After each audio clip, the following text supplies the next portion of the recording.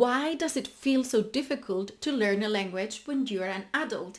And why is it that so many adults fail to learn a foreign language? So let me explain the 7 main reasons why this happens. And these are, again, reasons that have been proved by research.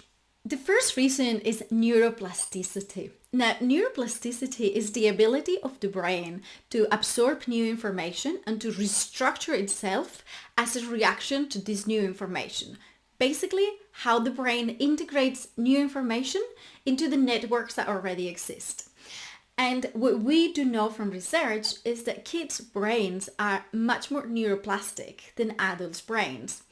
Actually, neuroplasticity is needed when you are a kid because you have to develop and you have so much to learn. So the brain, it's like a sponge, like you've probably heard before when we talk about kids. The brain is absorbing everything and it's very plastic, it's still very flexible. So it's very easy for this little brain to just restructure itself as needed. And if there are 3 languages, it's just gonna build a system with those 3 languages embedded without making a big deal of it, right? Well, as we grow up, our brains solidify.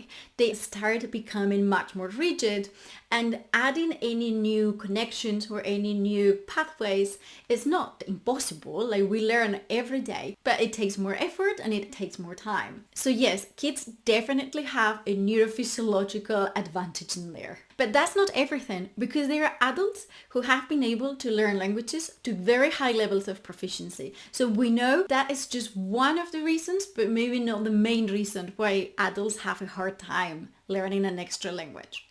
Now, reason 2 is exposure, and this becomes more important than neuroplasticity. If you think about kids, they are exposed to the language 24/7, surrounded by people who are speaking these languages to them, who are paying attention to them, who are repeating everything, who are adapting their language so that the kid can understand as much as possible. And by the age of 5, I think a normal kid would have had about 15,000 hours of exposure to the language. Now, think how many years that would be if you had to divide it in maybe like 2-3 hours of language lessons per week, right?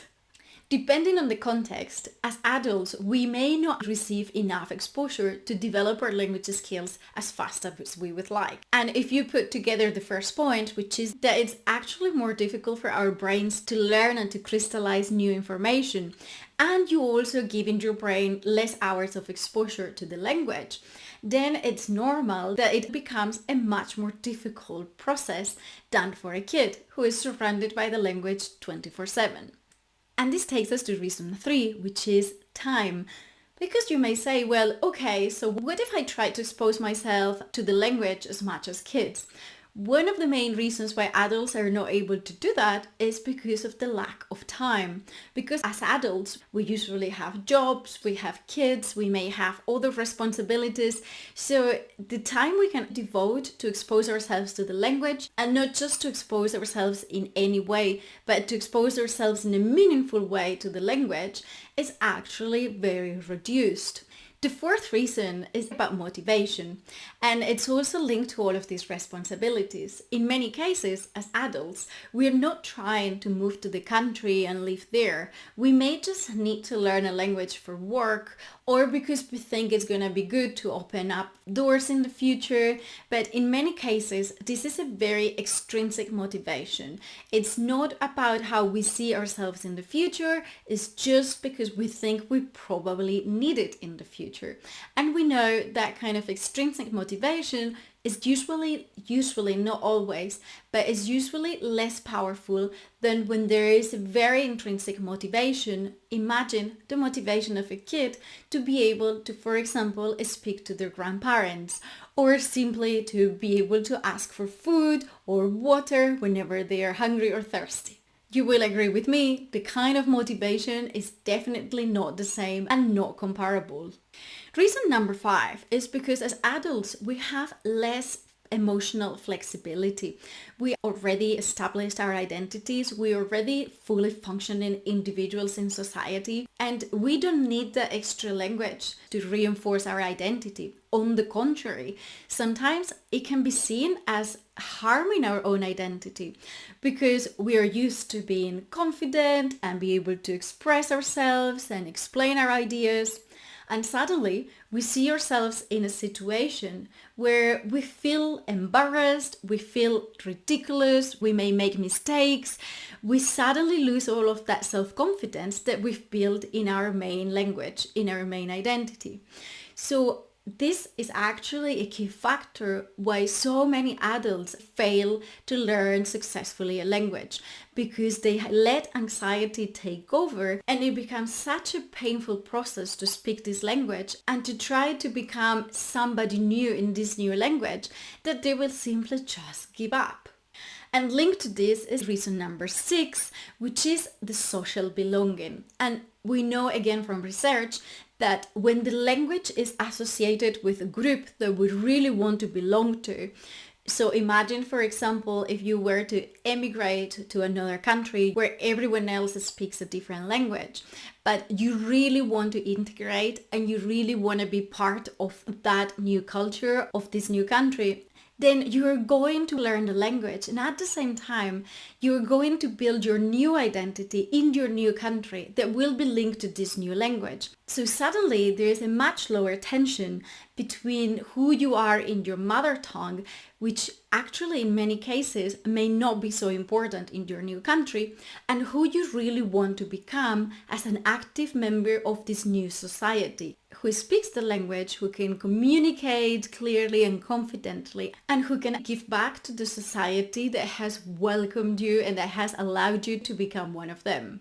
And then the number 7 reason, and I think this is the most common one that I see across all adult learners, is the plateaus, because we simply think that it's good enough. And this happens a lot when students are learning a language, but they reach a level where they can already communicate and where their communicative needs are actually met, then they don't see the need of working any farther on the language or in improving anything else, since they are able to use the language for the purpose it was learned, which is to allow communication with other people. Now, because this purpose has been fulfilled, then they just simply stop putting any attention or any effort into improving their language skills. And I've seen this example in a lot of the international organizations and companies that I have worked in, where people will be able to speak the language of communication, in general English, to an acceptable level, to a level that allows them to work in this language and to contribute, but who are still keeping these very strong accents and these very marked structures from their original languages. But it doesn't matter. They're actually appreciated for their technical knowledge and their contribution to the company, where nobody cares if their language skills are super native-like or they are very far from it. As long as you can communicate, that's what matters. So these are the 7 most common reasons why learning a language as an adult feels so hard. If you're an adult who is learning a language, don't hesitate to let me know in the comments if you feel like these reasons actually relate to you, or whether you can think about any other reasons that may be hindering your ability to learn and to progress in the language. If you like this content, please don't forget to like, and if you want to see the rest of super exciting content I've got coming up in the next few weeks, don't forget to subscribe to my channel. Thank you so much for your time, and I shall see you in my next episode.